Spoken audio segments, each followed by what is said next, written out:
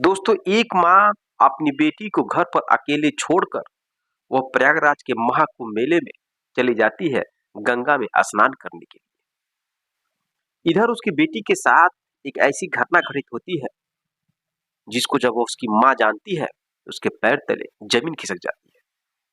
मेरे दोस्तों, यह एक पारिवारिक घटना है और यह घटना आपको बहुत बड़ी सीख देने वाली है।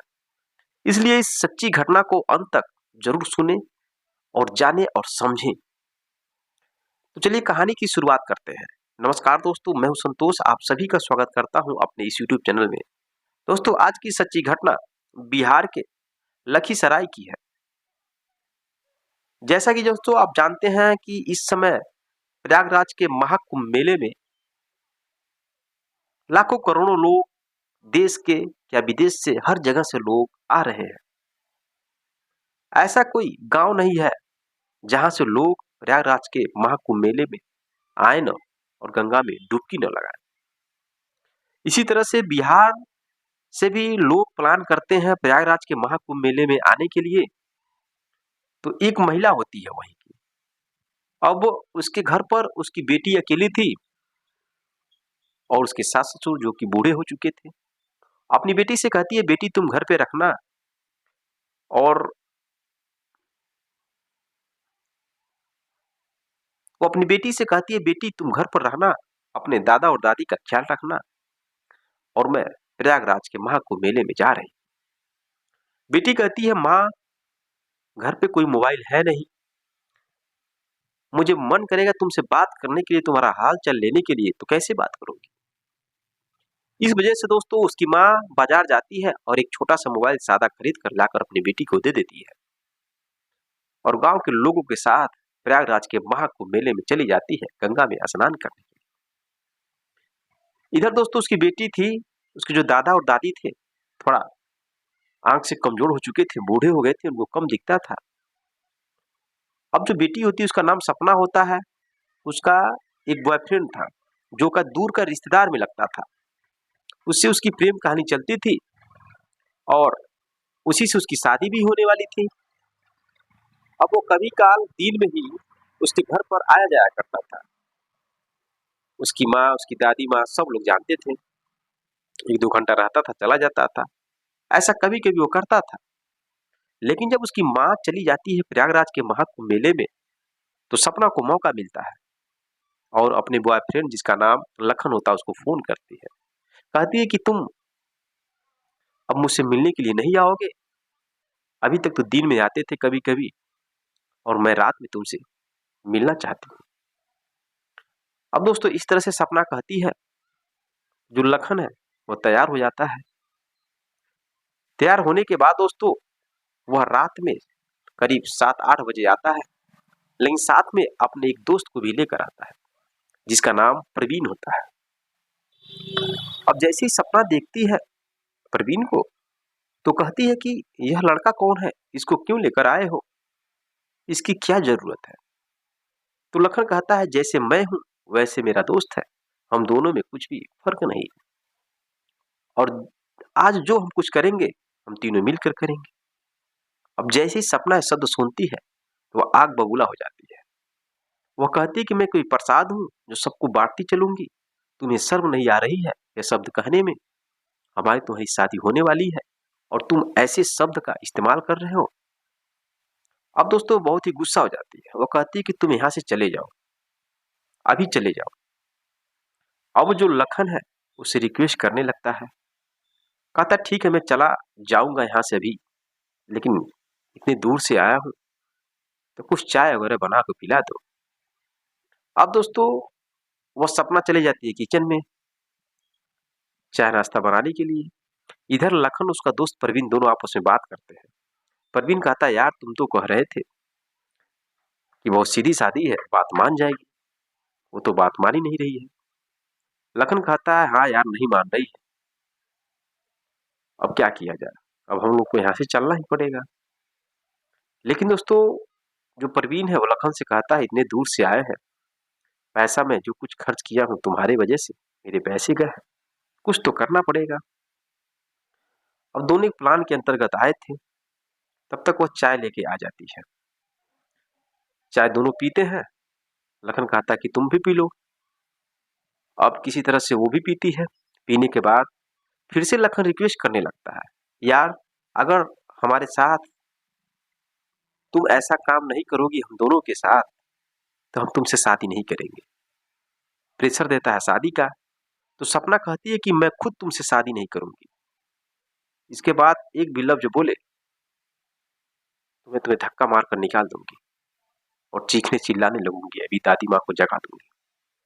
अब जैसे शब्द कहती है और वैसे दोस्तों जो लखन है उसका हाथ पकड़ लेता है और जो उसका दोस्त प्रवीण उसका पैर पकड़ लेता है और उठाकर बेड पर गिरा देते हैं सब। दुपट्टे से उसका हाथ पैर बांध देते हैं, मुंह में कपड़े ठूस देते हैं। उसके बाद दोनों मिलकर उसके साथ वह काम करने लगते हैं जिस काम की वजह से वह दोनों उतने दूर से आए थे। कुछ ड्रिंक लाए थे, ड्रिंक भी पीते हैं और ड्रिंक पी करके उसके साथ बारी बारी से वह काम करते हैं। वो बेहोश हो जाती है। बेहोश होने के बाद फिर यह लोग ड्रिंक करते हैं और ड्रिंक करने के बाद फिर उसके साथ करते हैं। ऐसे रात भर वो दोनों दरिंदे उसको नोचते रहते हैं। सुबह होता है।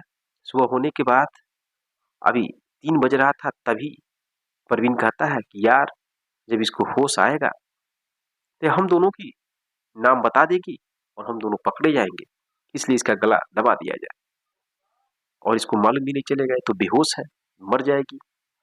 लखन कहता है यार मैंने सुना है कि जो लोग बेहोश रहते हैं, बेहोश होने के बाद उनको कुछ मालूम नहीं चलता है, उनको कुछ याद नहीं आता उनके साथ हुआ क्या है। प्रवीण कहता है यार तुम ज्यादा दारू पी ली हो, तुमको ज्यादा नशा चढ़ गया है, ऐसी कोई बात नहीं है। अब इसी बात को लेकर उसका गला दबाना है कि नहीं दबाना है, दोनों आपस में डिस्कस करते हैं और लास्ट में फाइनली दोनों उसको उसी तरह से छोड़कर चले जाते हैं, उसका गला नहीं दबाते हैं। अब जाने के बाद दोस्तों सुबह होता है। जैसे सुबह होता है तो अब वो बेचारी बेहोशी हालत में थी, मुंह में कपड़ा था, हाथ पैर बांधा गया था, बोल नहीं पा रही थी। कुछ समय के बाद उसको जब होश आता है तो चीखती चिल्लाती है, लेकिन आवाज उतना तेज नहीं निकल पा रहा था कि उसकी दादी माँ सुन सके। अब दादी माँ को लगता है कि बहुत लेट हो गया, क्यों जग नहीं रही है सपना। उसके कमरे तरफ जाती है। जब दरवाजा खोलती है तो नजारा देखकर उसके पैर तले जमीन खिसक जाता है। दादी माँ बेचारी दौड़े दौड़े जाती है और उसका पैर हाथ खोलती है, मुंह से कपड़ा निकालती है और पूछने लगती है कि क्या हुआ है तुम्हारे साथ, किसने ऐसा किया। सपना कहती है दादी माँ लखन आया था, वही मेरे साथ ऐसा किया है। तो दादी माँ कहती ठीक है, लखन आया था, उससे तो तुम्हारी शादी होने वाली है और यह बात किसी से कहना मत। जैसे दादी माँ शब्द कहती है वैसे दोस्तों सपना फपक फपक कर रोने लगती है। कहती दादी माँ लखन और उसका एक दोस्त था, 2 लोग आए थे। लखन और उसका दोस्त दोनों मिलकर यह काम मेरे साथ किए हैं सब। अब जैसे दोस्तों इस शब्द सुनती उसकी दादी माँ तो आग बबूला हो जाती है और सपना का हाथ पकड़ती है और कहती चलो पुलिस स्टेशन। अब जाने से पहले सपना अपनी माँ को फोन करती है, माँ को बुलाती है। अब माँ कहती बात क्या है, तो सपना सारी कहानी बताती है। अब माँ वहां किसी भी तरीके से अकेले आती है। आने के बाद उसकी माँ, उसकी दादी और सपना तीनों लोग पुलिस स्टेशन पर जाते हैं और पूरी कहानी बताया जाता है। पूरी कहानी बताने के बाद दोस्तों पुलिस उन तीनों को थाने पे रखती है और इधर जो प्रवीण और जो लखन था, इन दोनों को पुलिस पकड़ने के लिए चली जाती है।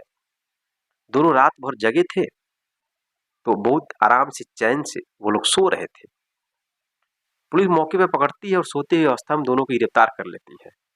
गिरफ्तार करने के बाद जेल लाती है और जेल आने के बाद जब पूछताछ किया जाता है तो दोनों जुर्म को कबूल कर लेते हैं।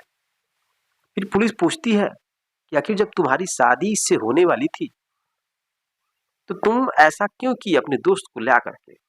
तो लखन कहता है कि सारा पैसा यह खर्च किया था और इसी वजह से मैं कहा था कि मैं उसके साथ तुमको सोने के लिए जरूर मौका दूंगा। और खैर मैं अभी भी शादी करने के लिए तैयार हूँ, मुझे कोई आपत्ति नहीं है कि मेरे दोस्त ने ऐसा काम उसके साथ किया है।